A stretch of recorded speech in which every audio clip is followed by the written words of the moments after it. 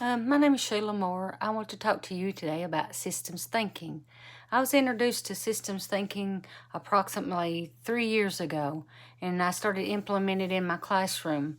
I went to a training on systems thinking, and the ladies started talking about how to implement it in your classroom, and it was very overwhelming. A lot of the information was when it was given to you.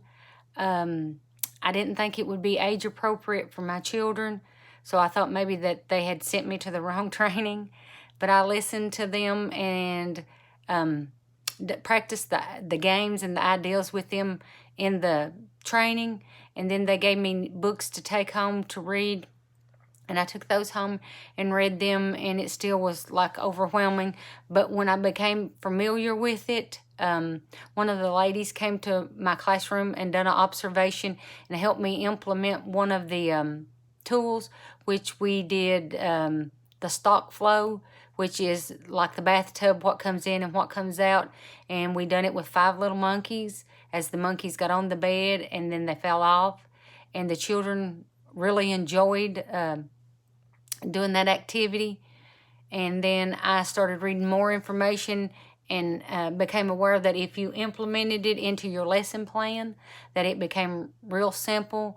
Whenever I looked at my lesson plans, I could see, after I become familiar with the information, where I could apply it at, where the children would be able to understand and be able to practice it with themselves. And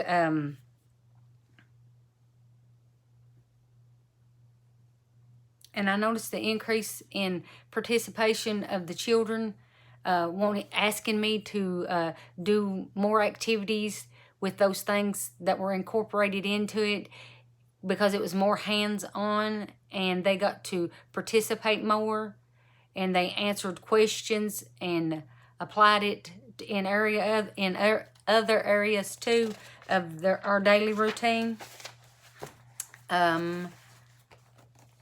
The advice I would give to anyone that is thinking about starting to use system thinking is keep an open mind.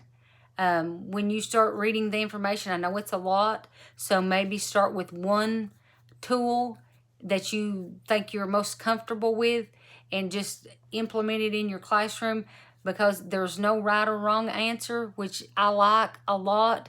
It's whatever the outcome is that you want to achieve. Like when children are doing this, if I set a goal, which is something maybe is in language or problem solving, as long as they get the goal, I'm good with that. If the outcome is not what I thought it should be, as long as they can implement it and tell me their thought process through the pictures that they draw, then I'm good with that. To me, they have achieved the goal that we set, that if they can explain it to me through their language and I can visually see what they were thinking and how they come to that conclusion, then they achieve the goal.